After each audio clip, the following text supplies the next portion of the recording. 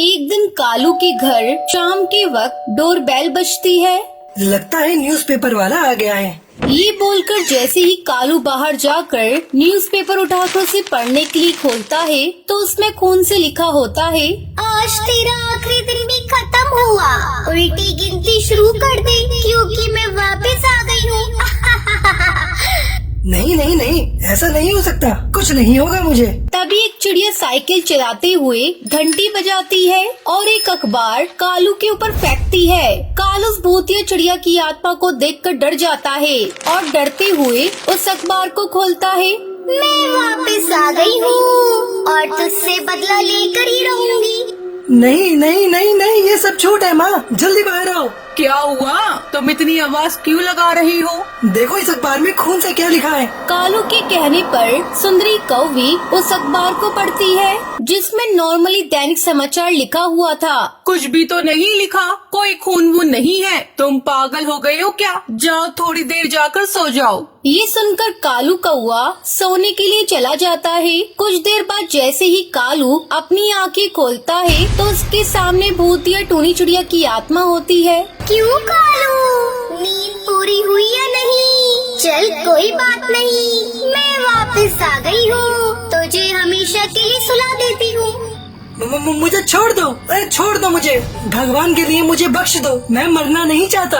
मरना तो मैं भी नहीं चाहती थी, तूने मुझे मार दिया, इसलिए अब मरने के लिए तुम तैयार हो जाओ। ये कहते ही भूतिया टूनी चिड़िया की आत्मा कालू को जान से मार डालती है। जिसके बाद भूतिया टूनी चिड़िया की आत्मा हरी तोता के घर आगे साइकिल की घंटी बजाकर अखबार फेंकते हुए बोलती है, अखबार ले लो, ताज़ा अखबार ले लो, खबर पढ़ लो, ताज़ी ताज़ी खबर पढ़ लो। आवाज सुनकर हरी तोता अखबार को जैसे ही पढ़ने के लिए खोलता है तो उसमें खून से लिखा होता है, तेरा समय भी पूरा हो चुका है, अब तुझे तेरी कर्मों की सजा जरूर मिलेगी। चंद पल की जिंदगी जितना जीना चाहता है जी ले, क्योंकि मैं वापस आ चुकी हूँ। टोनी, नहीं नहीं, वो नहीं आ सकती, उसे तो हमने ठिकाने लगा दिया था। और ये खून से लिखा हुआ अखबार यहाँ कैसे आया? कहीं वही तो ये देकर नहीं गई, इसका मतलब वो यहीं कहीं है। हरी ये बोलकर जैसे ही मुड़ता है तो उसके पीछे भूतिया टूनी चिड़िया की आत्मा को देखकर वो बहुत डर जाता है। सही बोला, तू मैं यही हूँ तेरे पास, पर तूने मुझे अभी तक याद भी नहीं किया। खैर, वैसे भी कोई अपने गुनाहों को इतनी जल्दी भुला भी कैसे सकता है। मुझे माफ कर दो, मैंने जो तुम्हारे साथ किया उसके लिए मुझे माफ कर दो। मेरा परिवार है, उनके खातिर छोड़ दो। जाऊंगी, जरूर जाऊंगी, लेकिन तेरी जान लेकर जाऊंगी, तुझसे अपना बदला लेकर ही रहूंगी। मेरा भी तो परिवार था, मुझे भी उनके साथ रहना था, मेरे बिना कैसे रह रहे होंगे ये सोचा तुमने? क्या तेरी माफी से वो सब चीज मैं भूल पाऊंगी? नहीं, बिल्कुल नहीं। हिसाब तो पूरा तब होगा जब मौत के बदले मौत दी जाएगी।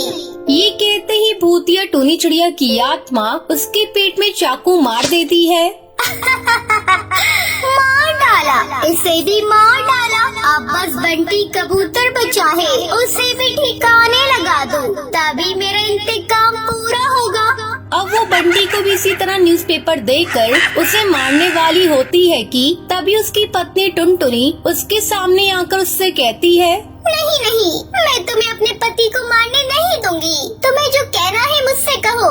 मैं निर्दोष पक्षियों को नहीं मारती, बेहतर होगा तू मेरे सामने से हट जा, आज इसकी किए की सजा इसको देकर ही रहूंगी। तुम्हारा पति कोई दूध का धुला नहीं है, इसकी कड़वी सच्चाई मैं तुम्हें आज बताती हूँ। 1 साल पहले की बात है, मैं टूनी अखबार बांटने का काम किया करती थी। ऐसे ही एक दिन सारे अखबार मैंने बांट दिए, तभी बॉस कालू ने बोला, अरे बंटी तो आज रात को नहीं आ पाएगा, तो हमारे न्यूज़पेपर दूसरे डिपार्टमेंट तक कैसे डिलीवर होंगे? अगर ये पेपर रात में नहीं पहुँचे तो सुबह भी पक्षियों तक नहीं पहुँच पाएंगे। जो ये काम करेगा उसे मैं एक्स्ट्रा चार्जेस दूंगा।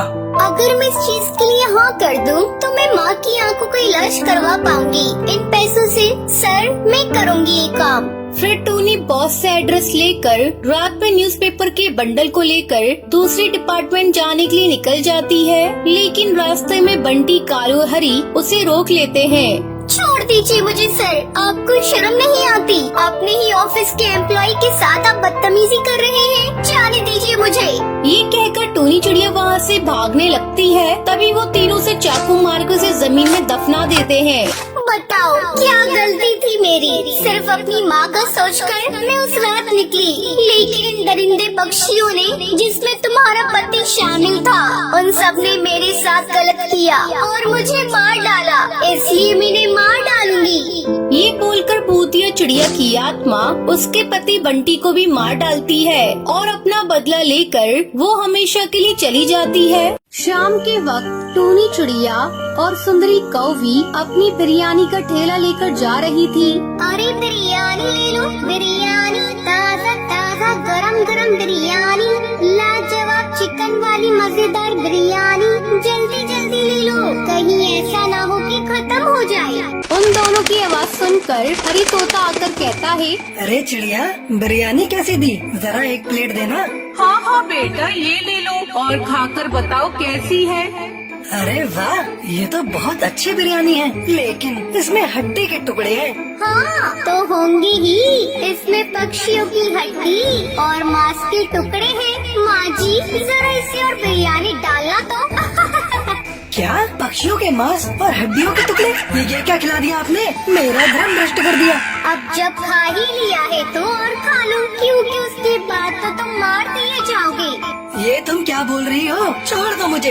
ये सुनते ही दोनों सास बहू हरी को एक झटके में मार देती है और बाद में उसकी बिरयानी बनाकर फिर से बेचने लगती है। जो भी पक्षी बिरयानी खाता वो दोनों ने मार डालती। ऐसे ही अगले दिन शाम को टुनटुनी नाम की चिड़िया अपने घर जा रही थी। अरे आज कुछ पका हुआ मिल जाता तो घर ले जाती, खाना नहीं पकाना पड़ता, आज वैसे भी बहुत थक गई हूँ। तभी टुनटुनी बिरयानी बेचने वाली भूतिया चिड़िया की आत्मा को देखती है। अरे बहन, जरा 1 किलो बिरयानी पैक करना और 1 प्लेट खाने के लिए देना, बहुत भूख लग रही है। तभी सुंदरी कौवी उसे बिरयानी खाने के लिए देती है। अरे ये बिरयानी कुछ अलग सी है, इसमें ऐसा क्या है इस बिरयानी के अंदर? बताओ मुझे। ये आम बिरयानी नहीं है, ये तुम जैसे पक्षियों की बिरयानी है। अब तो तेरा मरना तय है, कोई नहीं आएगा तुझे बचाने। तेरा भी वही होगा जो बाकी पक्षियों का हुआ है, बिरयानी बनेगी। छोड़ो मुझे, छोड़ो छोड़ो, मेरा पति मेरा इंतजार कर रहा होगा। अब तो तेरी सीधा स्वर्ग की टिकट कटेगी। ज्यादा बुरा लग रहा है तो अपने पति का एड्रेस बता दो, उससे भी हम बिरयानी बनाकर तेरे पास पहुंचा देंगे। भूतिया टूनी चिड़िया की आत्मा इसी तरह पक्षियों को अपनी बिरयानी के जाल में फंसा लेती है और फिर उन्हें खिलाकर उन्हें मार डालती है। बिरयानी वाली सास बहू का सिलसिला यूं ही चलता रहता है, पर एक दिन उन दोनों को ये सब करता हुआ बंटी कबूतर देख लेता है।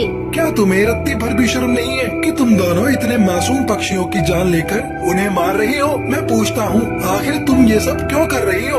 ये सब करने की हमारी खास वजह है, क्योंकि हम दोनों के साथ पक्षियों ने बहुत बुरा किया है। कुछ महीने पहले की बात है, मेरा नाम टूनी था। मैं अपनी सास सुंदरी कौवी के साथ इसी जंगल में रहा करती थी। मुझे और मेरी सास को बिरयानी बहुत पसंद थी। एक दिन मेरी सास ने मुझसे कहा, बहू, मैं सोच रही हूँ क्यों न हम सास बहू बिरयानी बनाने का कारोबार खोल दें। वैसे ही जंगल में सब पक्षियों को बिरयानी बहुत पसंद है। हम दोनों ने भगवान का नाम लेकर बिरयानी बनाने का धंधा शुरू किया। कुछ ही दिनों में हमारा कारोबार बहुत ही अच्छा चलने लगा। पर एक दिन कड़कनाथ सेठ और टुन्नू चिड़ा हमारी दुकान पर आते हैं। अरे चिड़िया, जल्दी से 2 प्लेट गर्मा गर्म बिरयानी लगा और हाँ, तंगड़ी ज्यादा डालना। जी भैया, अभी देती हूँ। दोनों खा पी कर बिना पैसे दिए जाने लगते हैं कि टूनी से रोककर कहती है, अरे भैया, पैसे तो देते जाइए। ओए जरा समझा इसे कि कौन हूँ मैं। इस पूरे एरिया में मेरी कड़कनाथ सेठ दादागिरी चलती है और तू कड़कनाथ सेठ से पैसे लेगी। देखो बेटा, मेहनत से बनाया है, इसकी रकम तो अदा करो। मैंने अभी शुरू किया है ये काम, पैसे दो हमारे। ये सुनकर कड़कनाथ सेठ और टुन्नू चिड़ा उन दोनों को जान से मार देते हैं, जिसके बाद से उनकी आत्मा तड़पने लगती है और कहती है, इसने हमारे साथ बेईमानी की, इसलिए अब हम दोनों इन दोनों को नहीं छोड़ेंगे, इन दोनों को मार डालेंगे। ऐसा कहते ही दोनों ने बेरहमी के साथ तड़पा तड़पा कर मार डालती है। तेरी वजह से हमारा बिरयानी का बिजनेस बंद हो गया, लेकिन मरने के बाद भी हम बिरयानी बनाएंगे पक्षियों को मारकर, और सबसे पहले तेरी ही बिरयानी बनाऊंगी। बस तब से हमने पक्षियों को मारकर उनकी बिरयानी बेचना शुरू कर दिया। देखो मेरी बात मानो तो तुम दोनों को मुक्ति ले लेनी चाहिए। वैसे भी तुम दोनों ने अपना बदला तो उन गुंडों से ले ही लिया है। क्यों मासूम पक्षियों की जान लेकर अपने ऊपर पाप चढ़ा रही हो? हाँ, तुम सही कह रहे हो, हमें यहाँ से चले जाना चाहिए। ऐसा बोलते ही उन दोनों भूतिया चिड़िया की आत्मा को मुक्ति मिल जाती है और वो हमेशा के लिए चली जाती है। गोरखपुर जंगल में टूनी चिड़िया नाम की एक चिड़िया रहती थी। वो जंगल के सरपंच कड़कनाथ सेठ की बेटी थी। टूनी चिड़िया जंगल के कालू कौवे से बहुत प्यार करती थी। कालू कौवा जंगल में गोबर उठाने का काम करता था। एक दिन, कालू कौवे, मुझे डर है कि मेरे पापा हमारे रिश्ते के लिए तैयार होंगे या नहीं। मैं तुमसे बहुत प्यार करती हूँ, मैं तुम्हारे बिना नहीं जी सकती। तो टुनी, हम दोनों छुप कर शादी कर लेते हैं कल नदी के पास वाले मंदिर में। हाँ कालू कौवे, ये सही रहेगा हम दोनों के लिए। अगले दिन टूनी चिड़िया तैयार होकर मंदिर आ जाती है। फिर वो कालू कौवे के साथ शादी कर लेती है। तभी मोंटू कबूतर उसे देख लेता है। अरे ये तो कड़कनाथ की बेटी टूनी चिड़िया है। ओहो, इसने तो जंगल के गोबर उठाने वाले कालू कौवे से शादी कर ली। ये बात मुझे कड़कनाथ सेठ को बतानी होगी। फिर वो कड़कनाथ सेठ को सब बात बता देता है। वो गुस्से में उड़ता हुआ मंदिर आता है। टूनी चिड़िया, ये तूने क्या किया? तुझे जरा भी शर्म नहीं आई? अपने बाप का नाम मिट्टी में मिलाते हुए तू एक गोबर उठाने वाले कौवे से शादी कर रही है? कड़कनाथ सेठ, ये मेरी बीवी है, आप इसके साथ ऐसे बात नहीं कर सकते। तेरी इतनी हिम्मत हमारे साथ ऐसे बात करेगा? मैं तुझे नहीं छोड़ूंगा। पापा, मैं कालू कौवे से बहुत प्यार करती हूँ, हमें जाने दो, हमें माफ कर दो। कड़कनाथ सेठ अपने आदमियों को कालू कौवे को मारने का आदेश देता है। वो कालू कौवे को बहुत मारते हैं और उसकी लाश नदी में डाल देते हैं। मेरा पति जिंदा नहीं रहा तो मुझे जीने का कोई हक नहीं। मैं भी तुम्हारे पास आ रही हूँ कालू कौवे। ये कहकर टूनी चिड़िया नदी में कूदकर अपनी जान दे देती है। ऐसे ही काफी दिन गुजर जाते हैं। अब जंगल में किसी भी चिड़िया की शादी होती थी, टूनी चिड़िया की आत्मा उस चिड़िया को मारकर उसकी डोली में बैठ जाती थी। ये बात सारे जंगल में आग की तरह फैल गई थी। सब लोग बहुत ज्यादा डरे हुए थे। एक दिन टुनटुनी चिड़िया नाम की चिड़िया अपनी डोली में बैठकर अपने ससुराल जा रही थी। उसकी डोली उठाने वाला सोनू कबूतर कहता है, टुनटुनी बहन, हम जरा पानी पी कर आते हैं, आप इंतजार कीजिए। कोई नहीं भैया, आप जाइए। तभी उसे डरावनी आवाजें सुनाई देती हैं। ये कैसी आवाजें हैं? तभी टूनी चिड़िया की आत्मा वहाँ पर आ जाती है। ये चिड़िया, मैं तुझे नहीं छोड़ूंगी, तुझे भी मार दूंगी और चिड़ियाओं की तरह तेरी डोली भी तेरे ससुराल नहीं जाएगी। जाओ यहाँ से। नहीं, मैं नहीं जाऊंगी जब तक तुझे मार न दूं। ये तुम क्या बोल रही हो? तुम कौन हो? मुझे जाने दो। ये चिड़िया, मैं तुझे नहीं छोड़ूंगी, तुझे मार दूंगी। जैसे मुझे मारा गया था वैसे तुझे मार दूंगी, तेरी शादी भी होने नहीं दूंगी। ये तुम क्या बोल रही हो? तुम कौन हो? मुझे जाने दो। नहीं, मैं तुझे नहीं छोड़ूंगी। मेरे पति को मार दिया, मुझे उसके साथ जीने नहीं दिया। मैं इस जंगल की किसी भी चिड़िया को दुल्हन बनने नहीं दूंगी।